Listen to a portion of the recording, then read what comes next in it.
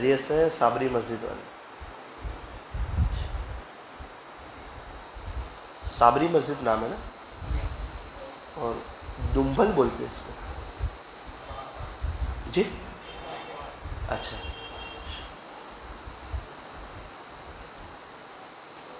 شروع کریں۔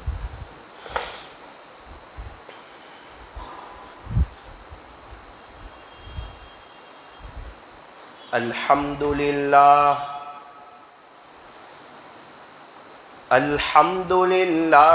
رب العالمین،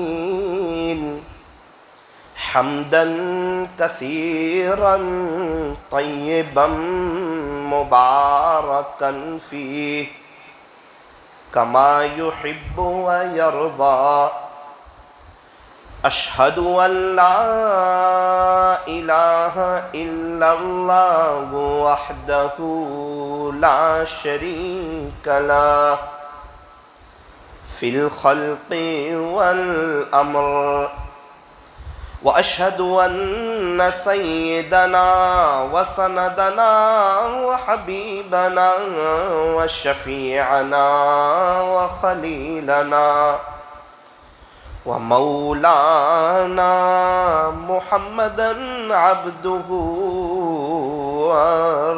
ورسوله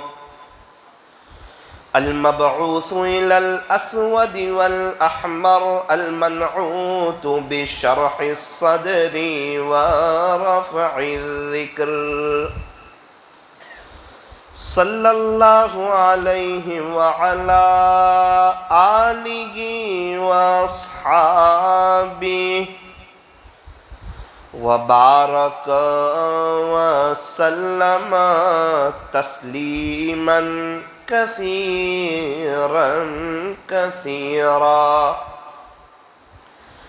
اما بعد فاعوذ باللہ من الشیطان الرجیم، بسم اللہ الرحمن الرحیم، والذین هم عن اللغو معرضون،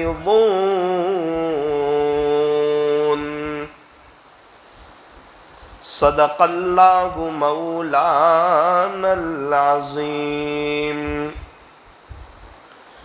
وقال النبي صلى الله عليه وسلم إنما الأعمال بالنيات،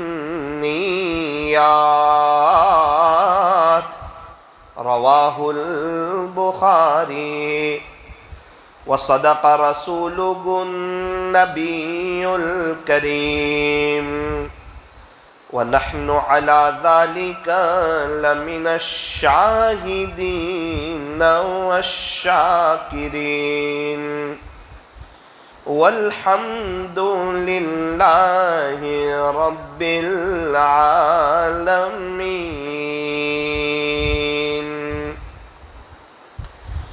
غنیمت سمجھ زندگی کی یہ بہار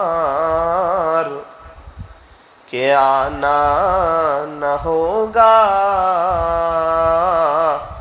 یہاں بار بار، کہ آنا نہ ہوگا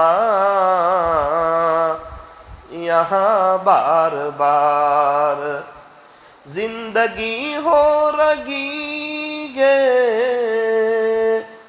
مثل برف کے کم، رفتہ رفتہ چپ کے دم بدم، صبح ہوتی ہے شام ہوتی ہے، عمر یوں ہی تمام ہوتی ہے، گیا وقت پھر ہاتھ آتا نہیں، مرا بیل گھاس کھاتا نہیں. کر لے عبادت جوانی میں، یہ سستی اچھی نہیں. جب آ جائے بڑھاپا تو پھر کچھ بات بنتی نہیں. جب آ جائے بڑھاپا تو پھر کچھ بات بنتی نہیں. کسی خاکی پر مت کر خاک اپنی زندگانی کو،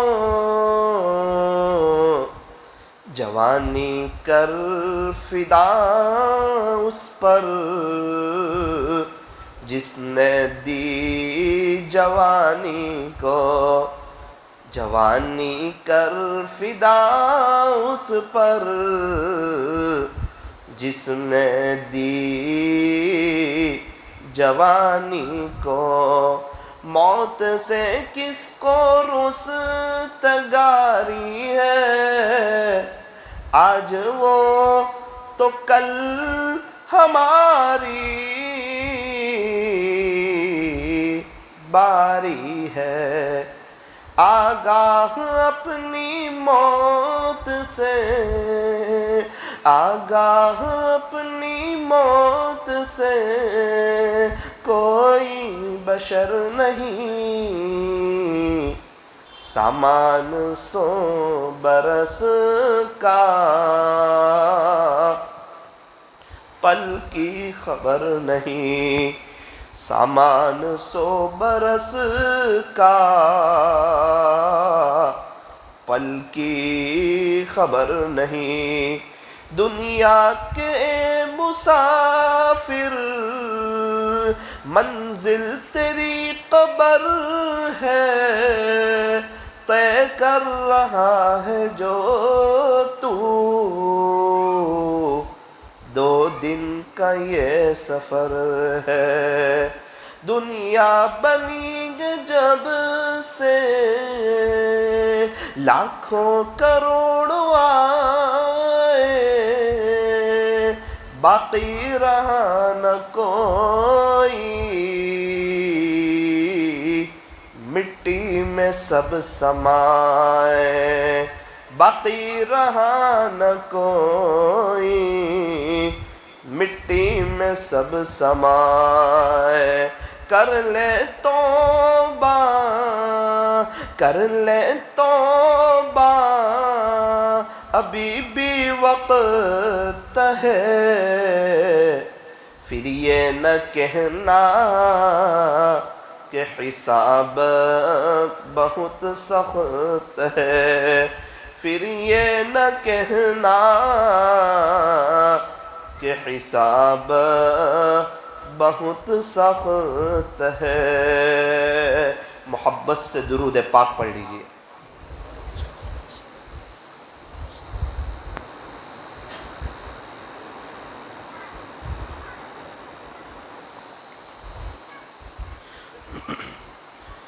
بزرگان محترم اور عزیز نوجوانوں اور پردے میں بیٹھ کر سننے والی میری محترم دینی ماؤں اور بہنوں،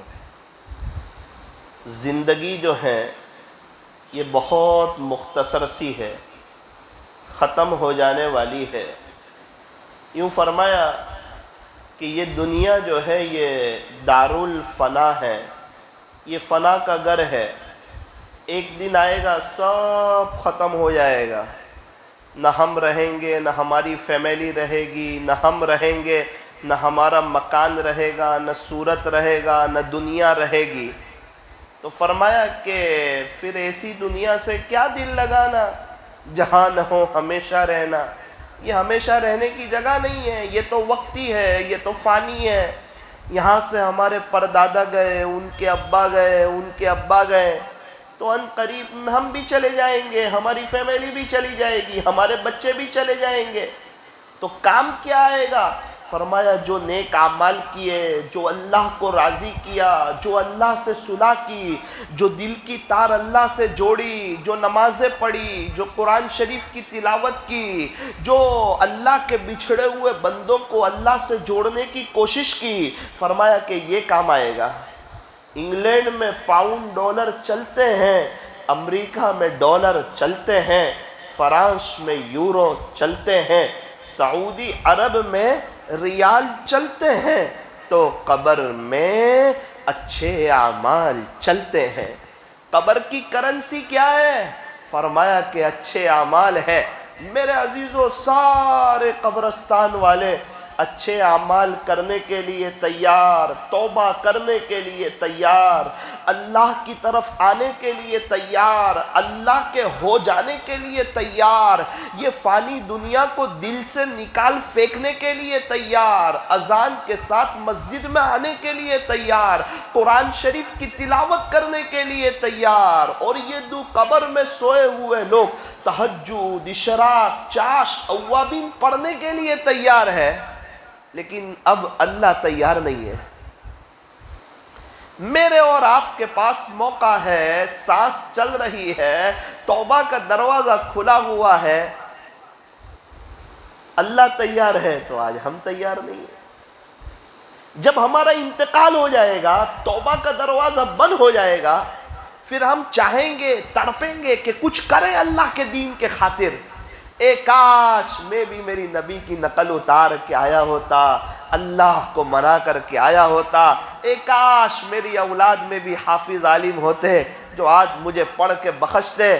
لیکن میرے عزیزو، وہاں کوئی انسان روئے گا، اس کا رونا ختم ہوگا، پیپ کے آنسو روئے گا، وہ رونا ختم ہوگا، خون کے آنسو روئے گا، وہ رونا ختم ہوگا، جتنا مرضی رو لے، اس وقت کا رونا، اس وقت کا تڑپنا اور اس وقت کا افسوس کرنا کام نہیں آئے گا۔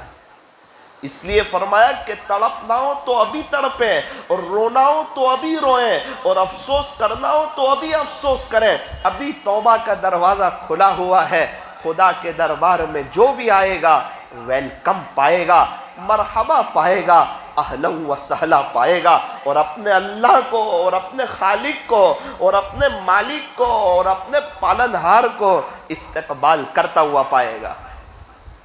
ایک بزرگ قبرستان میں تھے، ایک شخص سے ملاقات ہوئی تو حضرت نے قبر کی طرف اشارہ کیا، کہا بیٹا یہ قبر میں جو سوئے ہوئے ہیں؟ کہا جی حضرت۔ ابھی یہ دنیا میں آ جاوے تو کیا کریں گے؟ حضرت آئیں گے ہی نہیں۔ ارے میں یوں پوچھ رہا ہوں، اگر یہ دنیا میں آ گئے تو کیا کریں گے؟ حضرت آئیں گے ہی نہیں۔ بیٹا میرا سوال کچھ اور ہے، اگر اللہ نے ان کو موقع دے دیا، انہوں نے مہلت مانگی، اللہ نے کہا چل تجھے ایک موقع دے دیا، تو میرا بیٹا بتا اگر اللہ نے انہیں موقع دے دیا پھر یہ کیا کریں گے؟ تو وہ تو منہ بھر کے کہنے لگا حضرت پوری زندگی اللہ اللہ کریں گے، اللہ کے دین کی محنت کریں گے، اللہ کو ناراض کرنے والا ایک کام نہیں کریں گے، قرآن شریف کی تلاوت کریں گے، اور موبائل کو ہاتھ بھی نہیں لگائیں گے۔ حضرت وہ تو یہ کریں گے، یہ کریں گے، یہ کریں گے۔ یہ کہہ کر جب وہ خاموش ہوا تو حضرت نے فرمایا تو بالکل صحیح کہہ رہا تھا کہ یہ تو آنے والے ہیں نہیں، اور جو تو کہہ رہا ہے نا کہ اگر یہ آ جاوے تو یہ سب کام کریں گے، ان کے پاس تو موقع نہیں ہے، تیرے پاس ہے، تو کر لے۔ ان کے پاس تو موقع نہیں ہے، تیرے پاس ہے، تو کر لے۔ تھوڑے دن کے بعد تیرے پاس بھی موقع نہیں رہے گا، اس وقت تو بھی صرف افسوس کرے گا، لیکن تو یہ سب کچھ کر نہیں سکے گا۔ اس لیے میرے عزیزو، صابری مسجد والوں، میں کوئی لچھے دار بیان کرنے، کوئی لچھے دار تقریر کرنے کے لیے نہیں آیا، بس میرا جو آنے کا مقصد ہے وہ اسی لیے ہے کہ مجھے اور آپ کو اپنی پچھلی زندگی پر احساس ہو جائے، مجھے بھی احساس ہو جائے کہ ثاقب تیرے پاس بھی 30-31 سال تھے، اگر تو بھی ہر رات جو اللہ پر فدا کرتا تو آج معاملہ ہی کچھ اور ہوتا۔ اگر ہر وقت اشراق پڑھی ہوتی، چاش پڑھی ہوتی، اوابین پڑھی ہوتی، روزانہ اللہ کے قرآن کی تلاوت کی ہوتی تو آج تو زندگی میں بہار آ گئی ہوتی۔ ابھی میں سن رہا تھا حضرت مولانا طارق جمیل صاحب دامت برکاتہم کو، اللہ اکبر کبیرہ، حضرت فرمانے لگے کہ 92 سے میری تہجد ناگا نہیں ہوئی۔ ہو اتنی بڑی ہستی، اتنے بڑے اللہ والے جنہوں نے اپنی جوانی اللہ پر فدا کی، پوری دنیا میں جن کی کلیپیں چل رہی ہے، جن کے بیانات چل رہے ہیں، جو اللہ کو ایسا منا رہے ہیں، جو اللہ کے سامنے رو رہے ہیں، اللہ کے سامنے تڑپ رہے ہیں، اتنا سب کچھ کرنے کے باوجود مطمئن نہیں ہے، ابھی اور کما لوں، آخرت اور کما لوں، آخرت اور کما لوں، اسی میں لگے ہوئے ہیں۔ 92 سے حضرت فرماتے میری تہجد ناگا نہیں ہوئی۔ بیماری کے دن کی الگ بات ہے، 92 سے، اور ہم بڑے گنہگار، خطا کار، سیاہ کار، مجرم، پاپی، زیادہ نیکیاں ہوتی نہیں، جو ہوتی ہے وہ بھی غیبت کے راستے سے دوسرے کو دے دیتے ہیں۔ رات سونے سے پہلے کبھی بھابھی کو دے دیتے ہیں، کبھی بھائی کو دے دیتے ہیں، کبھی ماں باپ کو دے دیتے ہیں، مستورات کبھی دیرانی کو دے دیتی ہے، کبھی جیٹھانی کو دے دیتی ہے، کبھی اڑوس پڑوس والوں کو دے دیتی ہے، بچتا تو کچھ نہیں۔ غیبت کرنے سے نیکیاں چلی جاتی ہے۔ فرمایا الغیبت اشد من الزنا، غیبت تو زنا سے بھی زیادہ سخت چیز ہے۔ فرمایا غیبت کا حال تو رومین کی طرح ہے، جتنا غیبت کے کرنے والے کو گناہ، اتنا ہی غیبت کے سننے والے کو گناہ۔ ایک تو ہمارے پاس نیکیاں ہیں نہیں، اس کو بھی ہم غیبت کے راستے سے دوسروں کو دے دیتے ہیں۔ اللہ کرے کہ ہم اپنی زبان پر تالا لگا دیں، ہم اپنی زبان کی حفاظت کر لیں۔ اگر کوئی اللہ کا ہونا چاہتا ہے، اگر کوئی اللہ کا بننا چاہتا ہے، اگر کوئی اللہ کو راضی کرنا چاہتا ہے، تو وہ آج سن لے، زبان کے ہوتے ہوئے گونگا ہو جائے، کان کے ہوتے ہوئے لوگوں کے بارے میں سننے سے بہرا ہو جائے، آنکھ کے ہوتے ہوئے لوگوں کے بارے میں دیکھنے سے اندھا ہو جائے، آج بھی اللہ اسے اپنا بنا لے گا۔ یوں فرمایا تم لوگوں کے عیبوں سے اس طرح غافل ہو جاؤ جس طرح سوتے وقت تم دنیا والوں سے غافل ہو جاتے ہو، سوئے ہوئے پتہ ہی نہیں کیا ہو رہا ہے۔ فرمایا اس طرح لوگوں کے عیبوں سے غافل ہو جاؤ۔ کون انسان ہے جس کے اندر عیب نہیں ہے؟ اور غیبت کرنے سے کبھی بھی مسئلے حل نہیں ہوتے، مسئلے بگڑتے ہیں، پریشانی آتی ہے۔ اس لیے میرے عزیزو اپنی زبان پر کنٹرول کرو۔ اس زبان سے دل جیتے بھی جا سکتے ہیں اور اس زبان سے دل چیرے بھی جا سکتے ہیں۔ یوں فرمایا اکثر لوگ اس زبان کی وجہ سے جہنم میں جائیں گے۔ جہنم میں جانے والا ایک بڑا طبقہ وہ ہوگا جو اس زبان کی وجہ سے جائے گا۔ ایک کتاب میں لکھا ہے کہ انسان کے اندر 8000 کے قریب عیب ہو سکتے ہیں، 8000 کے قریب عیب ہو سکتے ہیں۔ کوئی ایسا عمل ہے جو ان سارے عیبوں کو چھپا لے؟ فرمایا ہاں، وہ زبان کی حفاظت ہے، وہ زبان کی حفاظت ہے۔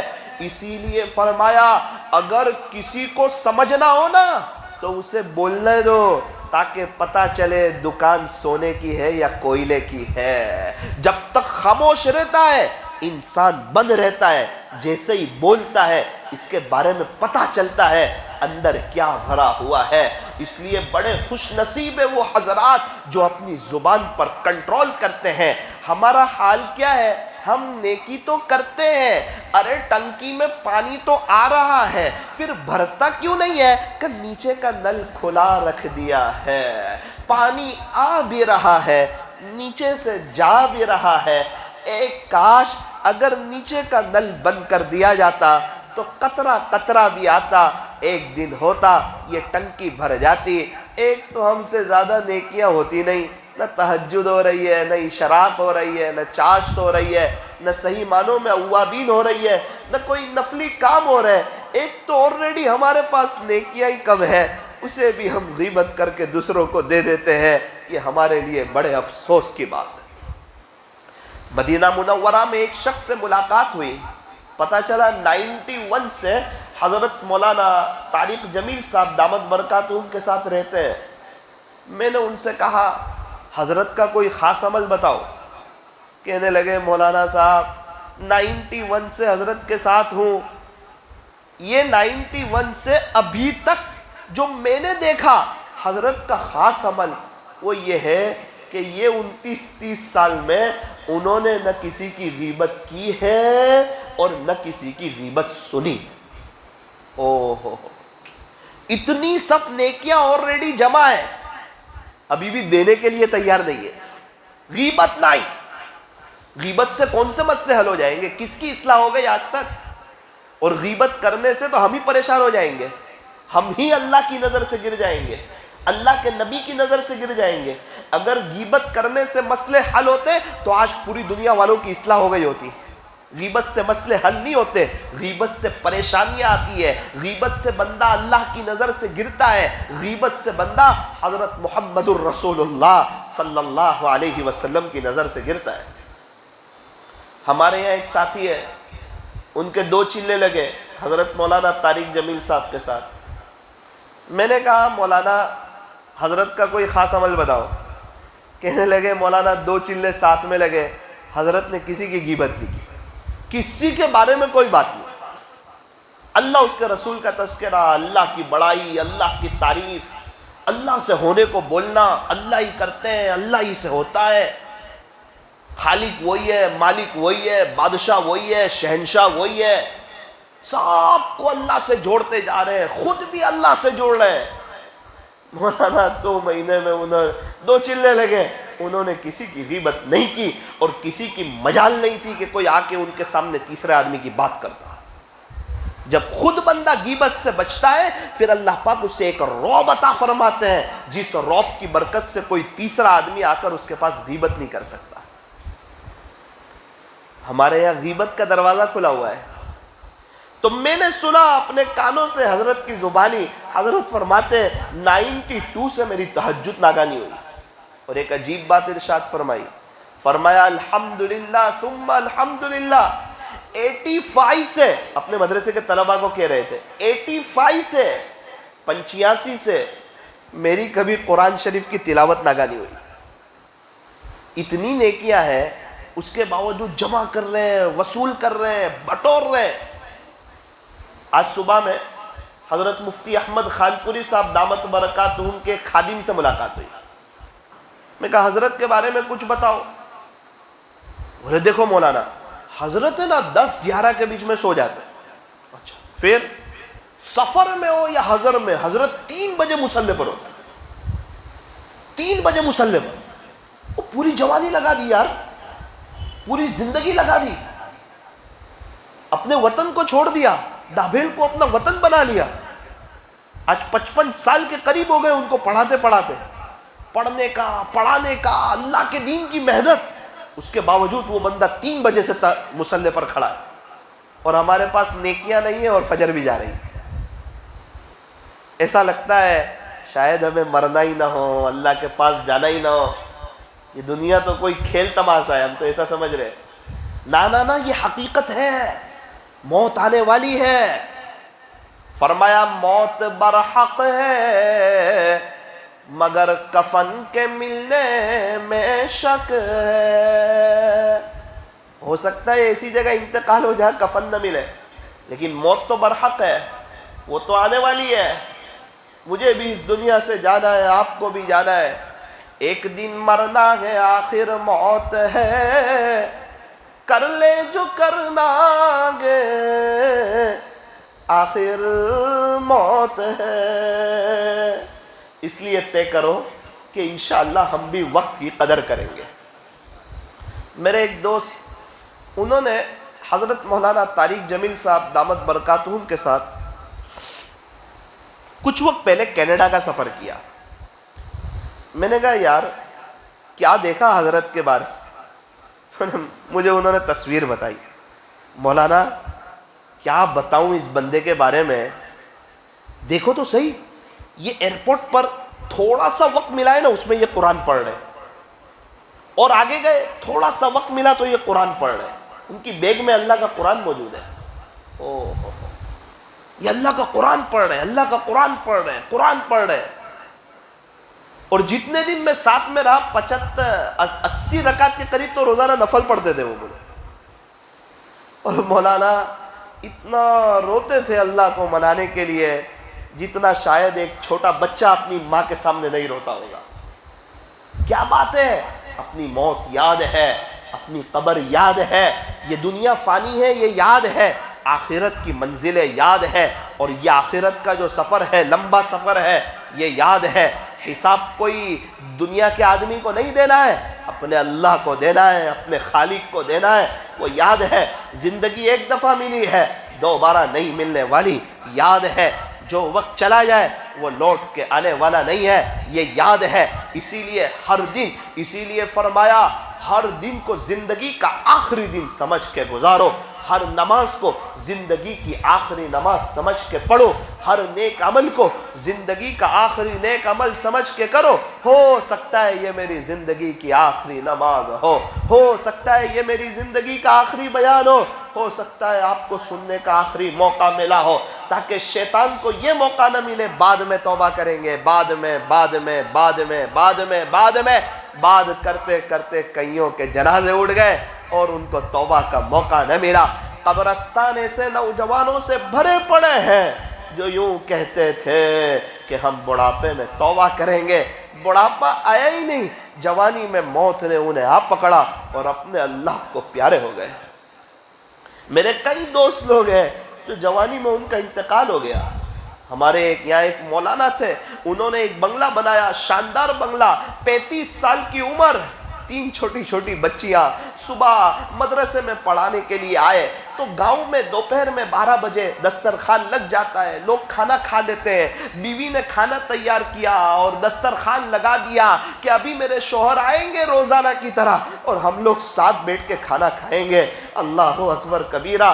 تھوڑی دیر میں 11:30 کے قریب چھٹی ہو رہی تھی، حضرت اپنی کلاس سے اٹھ رہے تھے، اٹھنے سے پہلے اچانک کچھ تکلیف ہوئی اور اچانک ہی انتقال ہو گیا۔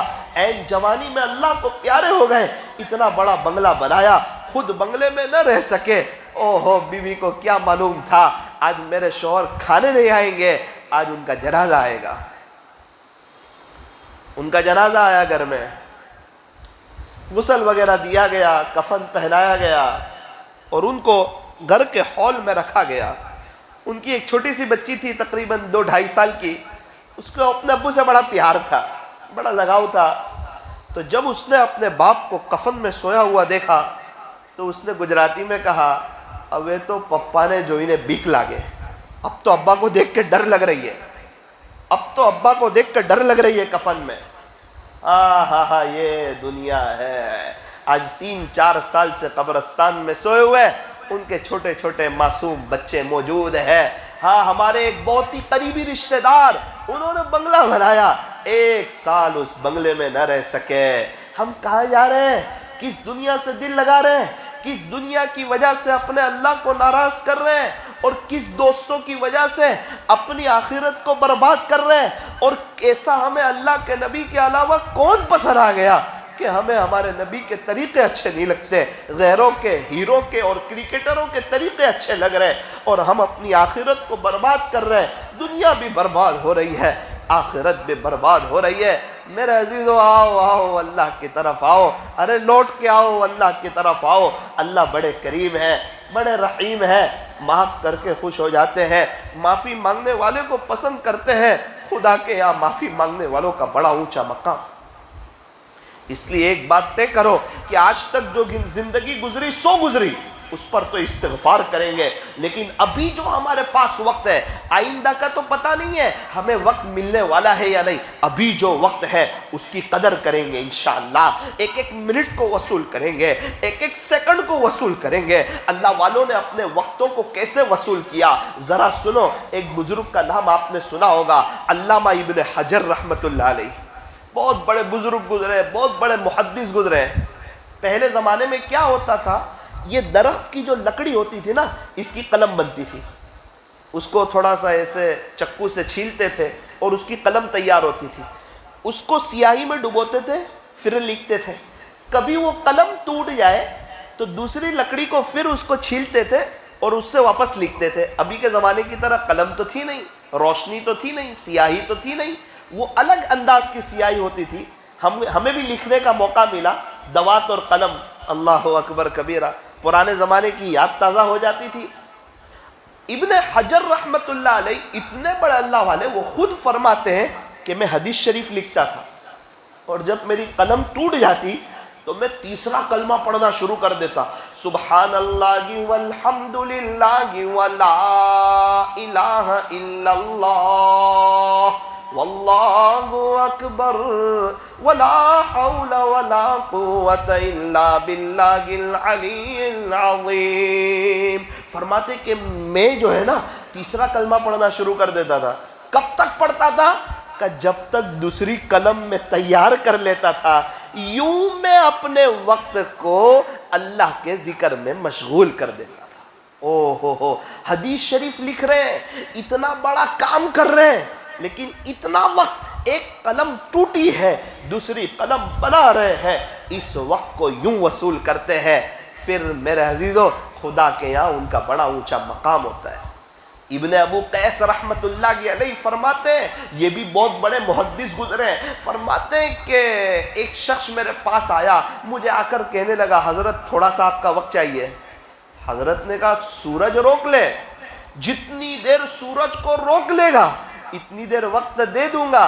وہ سمجھ گیا سورج رکنے والا نہیں اور حضرت مجھے وقت دینے والے نہیں، یعنی حضرت کے پاس فضول بات کے لیے اور لایانی چیزوں کے لیے حضرت کے پاس وقت نہیں ہے۔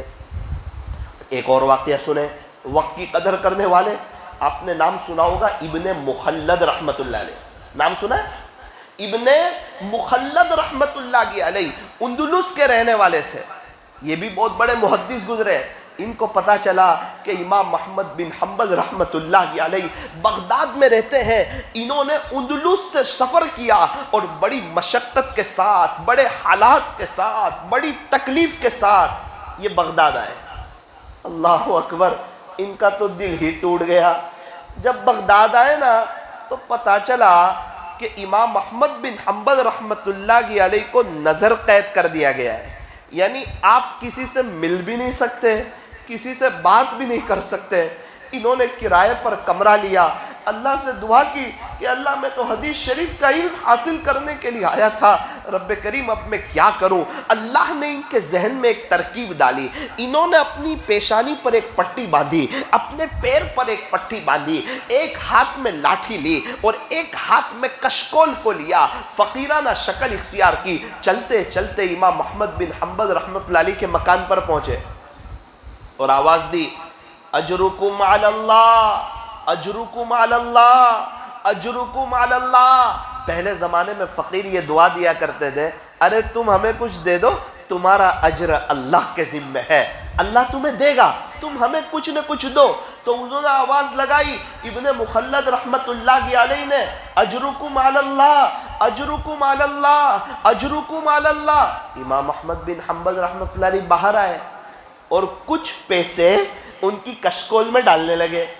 تو انہوں نے کہا حضرت میری بات سنیں، میں درہم و دنانیر کا طالب نہیں ہوں، میں اندلس سے آپ کے پاس حدیث شریف کا علم حاصل کرنے کے لیے آیا ہوں۔ کہا بیٹا آپ کو معلوم تو ہے کہ مجھے حکومت نے نظر قید کر رکھا ہے، میں آپ کو پڑھا نہیں سکتا اور میں آپ سے بات نہیں کر سکتا، ورنہ مجھے بڑی سخت سزا ملے گی۔ تو یہ کہنے لگے حضرت آپ ایسا نہ کریں، جتنی دیر آپ پیسہ ڈالنے کے لیے آتے ہیں روزانہ میں آپ کے در پر فقیر بن کے آ جایا کروں گا، بھکاری بن کے آ جایا کروں گا، جتنی دیر میں آپ پیسہ ڈالتے ہیں اتنی دیر میں آپ کوئی حدیث شریف سنا دینا۔ ابن مخلد اس کو یاد کر لے گا، میں اس کو رٹوں گا، میں اس کو یاد کروں گا۔ کتاب میں لکھا ہے 1 سال تک کرائے کا کمرہ لیا، کرائے کے مکان پر کمرہ لیا اور فقیرانہ شان کو اختیار کیا۔ ایک ہاتھ میں لاٹھی ہے، دوسرے ہاتھ میں کشکول ہے اور امام احمد بن حنبل رحمۃ اللہ علیہ کے گھر کے پاس جا رہے، اجرکم علی اللہ، اجرکم علی اللہ۔ حضرت باہر آتے حدیث شریف سنا دیتے، یہ پھر لوٹ کر کے اپنے کمرے میں آ جاتے۔ دنیا والے، بغداد والے، بغداد کی گلیوں والے انہیں بھکاری سمجھتے تھے۔ کسی کو کیا پتا تھا یہ درہم اور دنانیر لینے نہیں آ رہے، یہ تو نبی کی حدیث سننے کے لیے آ رہے ہیں، انہیں تو حدیث سے پیار ہے۔ میرے عزیزو، یوں ہمارے مشائخ نے علم حاصل کیا اور اپنے وقت کی قدر کی، تب جا کے اللہ نے انہیں کہاں سے کہاں پہنچایا۔ مجھے اور آپ کو چاہیے کہ میں اور آپ بھی وقت کی قدر کریں۔ آج ہمارے یہاں فضائل اعمال کی تعلیم ہوتی ہے، بیٹھے بٹھائے 10-15 منٹ میں 3-4 حدیثیں ہمارے سامنے آ جاتی ہے، لیکن آج ہمارے پاس تعلیم میں بیٹھنے کے لیے وقت نہیں، اپنے گھر میں فضائل اعمال کی تعلیم کرنے کے لیے وقت نہیں۔ او میری دینی ماؤں بہنوں، اپنے گھر میں فضائل اعمال کی تعلیم کرو، اپنے وقت کو وصول کرو اور اپنے گھر کے اندر دینداری والا ماحول قائم ہو، اس کی کوشش کرو۔ ایک اور واقعہ سنا کر آخر میں ایک بات کر کے میں اپنی بات کو ختم کرتا ہوں۔ امام ابو حنیفہ رحمۃ اللہ علیہ کے ایک خاص شاگرد گزرے، امام محمد رحمۃ اللہ علیہ۔ ان کا وقت بھی بہت مشغول تھا۔ میں آپ کو یہ انسانوں کی بات کر رہا ہوں، میں اس لیے یہ باتیں کر رہا ہوں تاکہ مجھے بھی احساس ہو اور آپ کو بھی احساس ہو کہ ہم بھی بہت کچھ کر سکتے تھے، اور ابھی بھی وقت گیا نہیں ہے، توبہ کا دروازہ کھلا ہوا ہے۔ پچھلے پر معافی مانگے اور ہم بھی توبہ کر کے ابھی میں اور آپ بھی بہت کچھ کر سکتے ہیں، اپنے وقت کو وصول کر سکتے ہیں۔ میرے عزیزو، امام محمد رحمۃ اللہ علیہ کے پاس دوسری بستی والے آئے اور کہنے لگے، حضرت بولے جی ہماری بستی میں بھی درس دے دیا کرو، ہماری بستی والے بھی آپ کا درس سننے کے لیے اور آپ کی زبان مبارک سے دین کی باتیں سننے کے لیے ہماری بستی والے بھی پیاسے ہیں۔ حضرت نے فرمایا کہ میں تو مشغول انسان ہوں اور میرے پاس تو وقت نہیں ہے، ورنہ میں دے دیتا۔ انہوں نے کہا حضرت آپ فکر نہ کریں، ہم آپ کے لیے ایک سواری کا انتظام کرتے ہیں، آپ کو چل کر نہیں آنا، سواری پر آنا، سواری پر چلے جانا، اس میں جو تھوڑا وقت بچ جاتا ہے اس میں آپ ہمارے یہاں درس دے دیا کریں۔ حضرت کے پاس ایک وقت بچا ہوا تھا، وہ بھی اس بستی والے کو دے دیا۔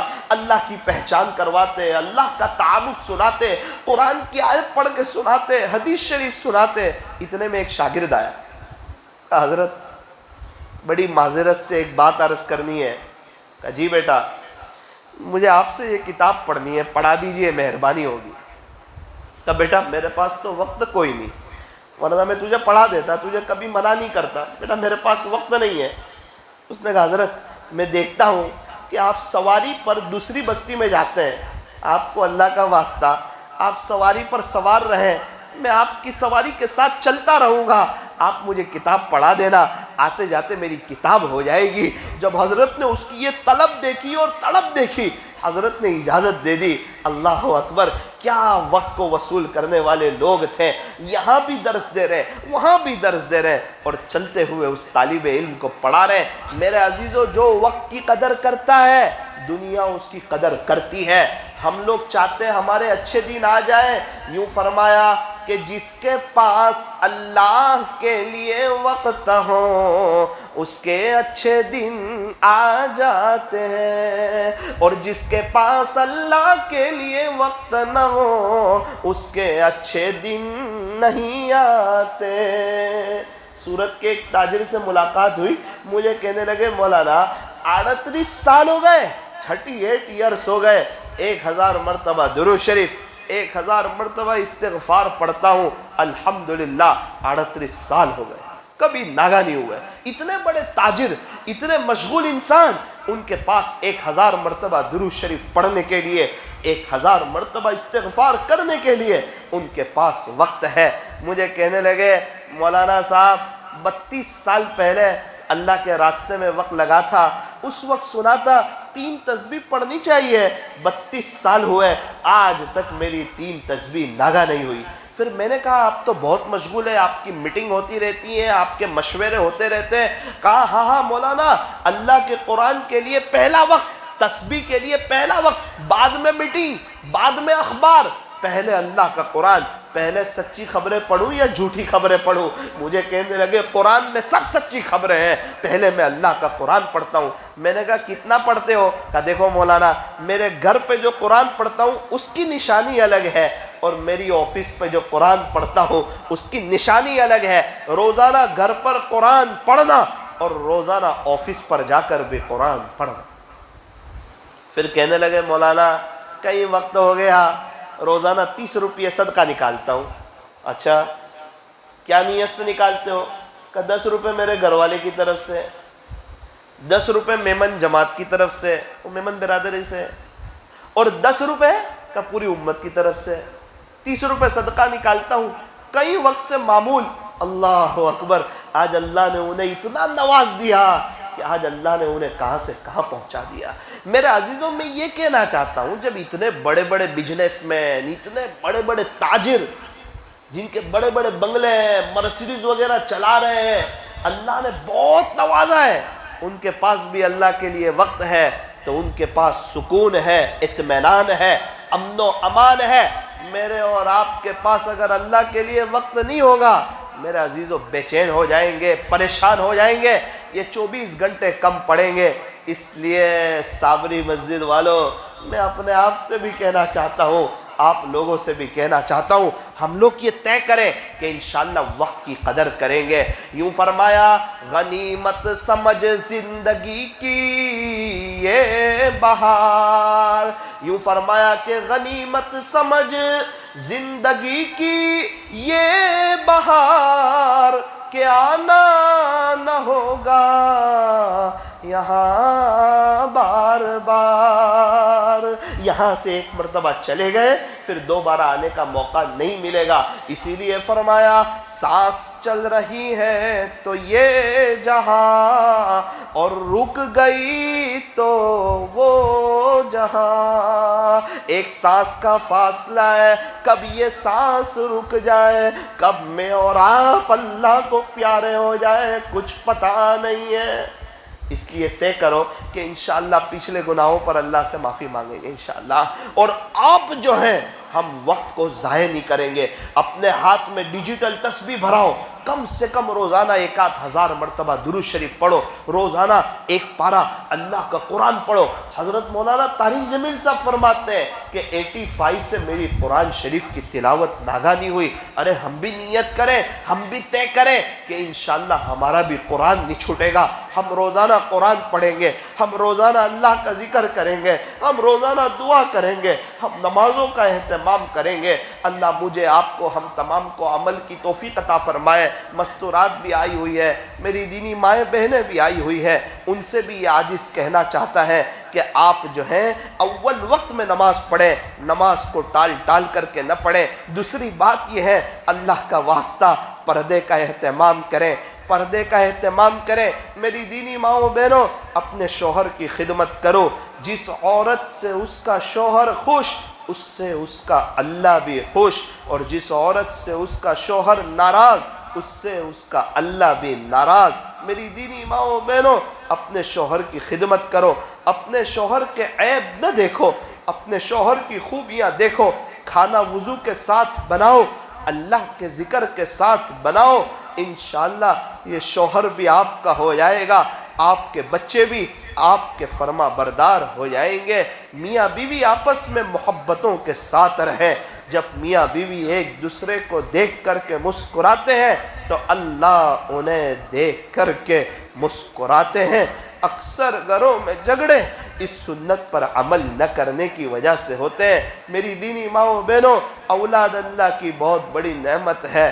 جن کے پاس اولاد نہیں وہ تڑپ رہے ہیں، اور جن کے پاس اولاد ہے وہ انہیں دنیا دار بنانے میں، دنیا کی محبت ان کے دل میں بٹھانے میں، اور غیروں کے طریقے انہیں اپنانے میں، جینس ٹی شرٹ پہنانے میں، ان کے انگریزی بال بنوانے میں، اور اپنی اولاد کی دنیا اور آخرت برباد کرنے میں کوئی کسر باقی نہیں رکھتے ہیں۔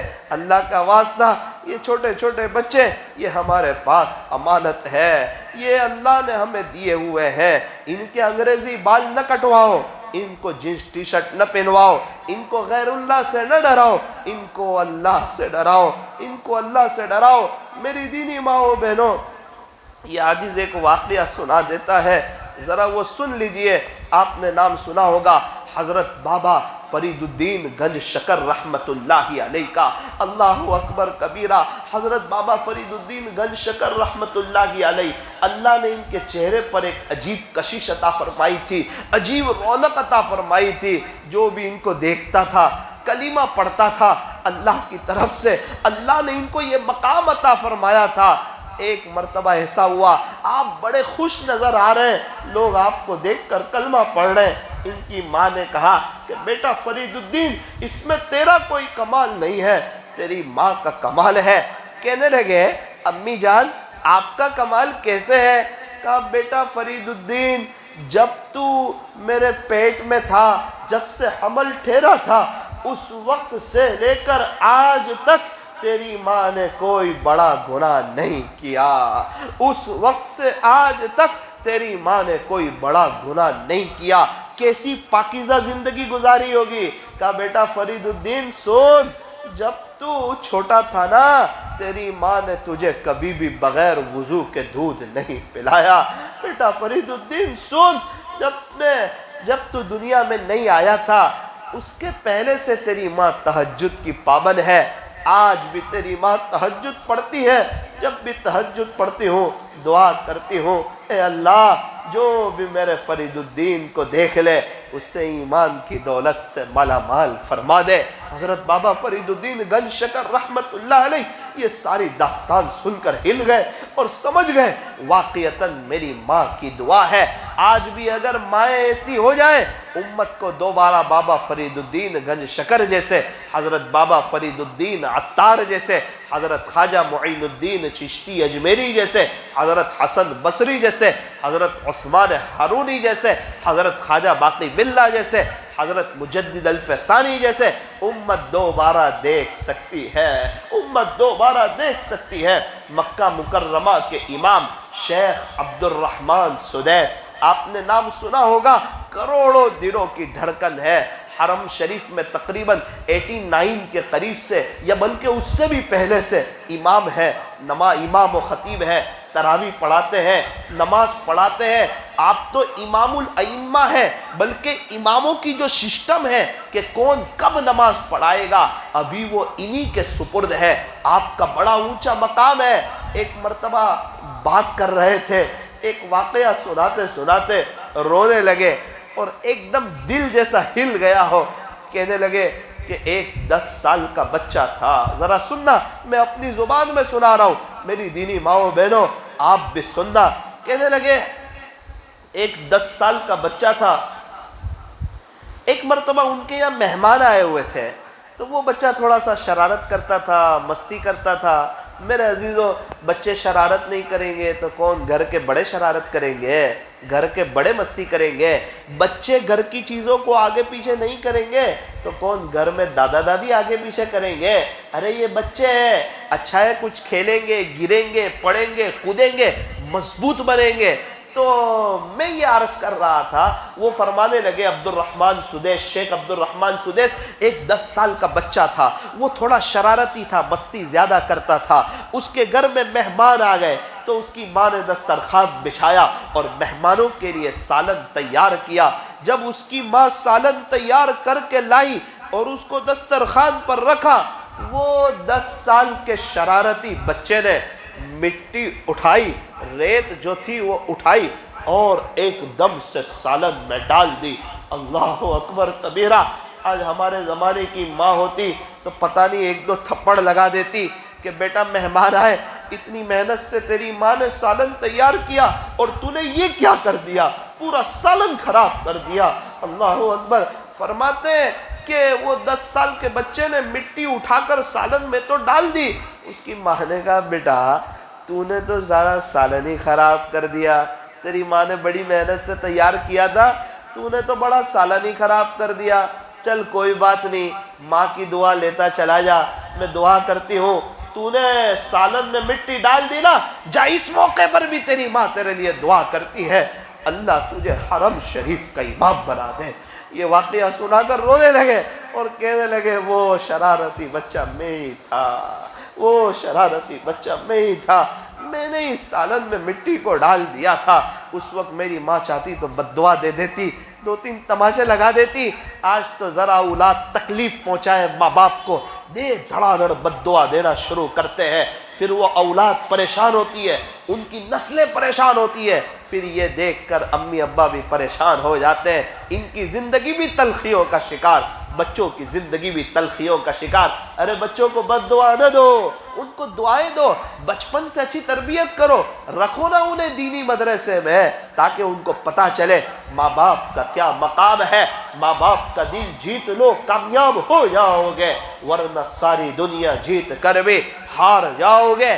ماں باپ اس جہاں میں سب سے بڑی ہے نعمت. سچ پوچھئے تو یہ ہے دونوں خدا کی رحمت. اس لیے میرے عزیزو, اللہ پاک نے اگر ہمیں چھوٹے چھوٹے بچے دیے ہوئے ہیں, انہیں کفنی پائجامہ پہناؤ, انہیں جبے پہناؤ, انہیں ٹوپی پہناؤ, اسلامی لباس کی محبت بچپن سے ڈالو, تو یہ بڑا ہو کر اسلامی لباس پہنے گا. ورنہ صرف جمعہ پہنے گا اور اسلامی لباس نہ ہوگا, کئی گناہوں میں پھنسے گا. داڑھی کئی گناہوں سے بچا لیتی ہے, اسلامی لباس کئی گناہوں سے بچا لیتا ہے. ارے پولیس والے اپنی وردی میں, ملٹری والے اپنی وردی میں, ہوٹل کے ویٹر اپنی وردی میں, ہمارے بچے اسکول جاتے ہیں اسکول کی وردی میں. میرے عزیزوں, میں اور آپ بھی محمدی وردی میں آئے, پتا تو چلے ہمارے نبی کا دیوانہ جا رہا ہے. یہ کون جا رہا ہے جس کو نبی کا چہرہ پسند ہے؟ یہ وہ جا رہا ہے. یہ کون جا رہا ہے جس کو نبی کا لباس پسند ہے؟ یہ وہ جا رہا ہے. یہ کون جا رہا ہے جسے غیروں کے طریقے پسند نہ آئے؟ یہ وہ جا رہا ہے. ارے ہمارے اخلاق ایسے ہوں, لوگ ہمیں دیکھ کر کے یوں کہیں کہ جب امتی کا یہ عالم ہے تو تاجدار مدینہ کا کیا عالم ہوگا. میرے عزیزو, اس دیوانے کی بات سنو, مجھے اور آپ کو دنیا سے جانا ہے. یہ دنیا ہمیں بظاہر سرسبز و شاداب لگ رہی ہے, یہ دنیا خوبصورت لگ رہی ہے, یہ دنیا مجھے اور آپ کو جوان لگ رہی ہے. اللہ والوں کو پوچھو, یہ دنیا اللہ والوں کو بڑی بوڑھی لگتی ہے, بڑی بدصورت لگتی ہے. ایک چھوٹی سی ایک بات سنا کر میں اپنی بات کو ختم کرتا ہوں. بادشاہ کے پاس ایک شخص آیا, آ کر کہنے لگا